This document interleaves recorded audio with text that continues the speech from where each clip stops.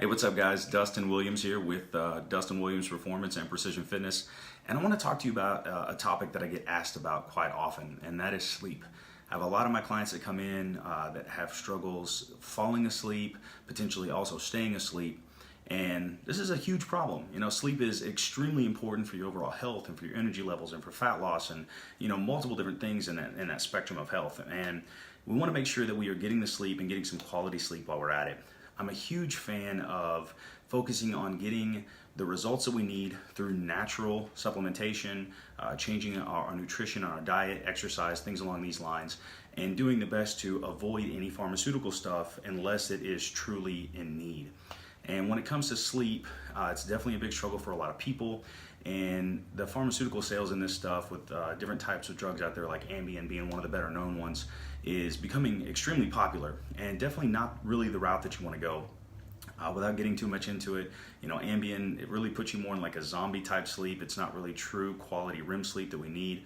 And then on top of that, it's expensive, especially depending upon what kind of insurance that you have. It's very costly. So I want to talk about kind of a little bit more of a lesser known way to get some better quality sleep and help you fall asleep potentially if this is something that you're lacking.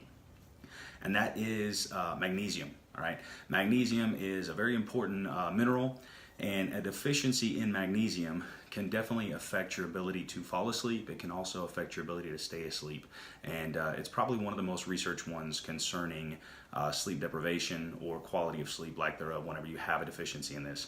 It's super easy to get more of that in. You can get more magnesium just through changing your diet around. Multiple things out there that have a little bit more magnesium in them. Milk being one of the easiest ones. I talked about milk a little bit more as far as hydration is concerned, but that's one easy way to do it. And also supplementation. Magnesium it's an easy one to get a hold of. It's cheap, and it's easy to add in as a supplementation. Now, as far as the supplementation is concerned, if you were to supplement with magnesium, a couple of things that you want to pay attention to.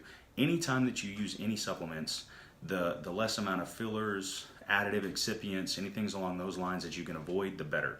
You don't want to have any of that extra stuff in there. Ideally, you're basically looking at magnesium being just about the only ingredient in what you're taking. So that's one of the first things that's most important. The second thing is the type of magnesium. Not all magnesium is the same. The majority of the magnesium that you'll find out there is going to be a magnesium oxide. It's the cheapest, most widely available.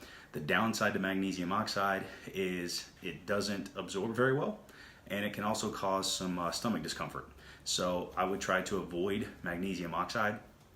I would recommend on my high end is a magnesium glycinate.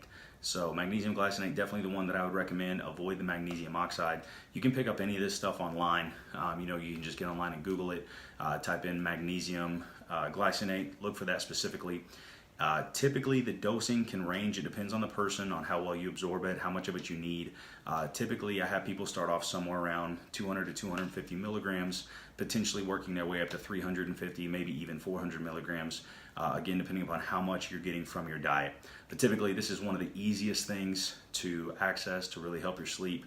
You can get online and pick it up. The other thing that I would recommend is that if you do take magnesium, you need to take it at night because it can make you sleepy, especially if you have been deficient in it for a long point of time. You want to definitely take the magnesium at night.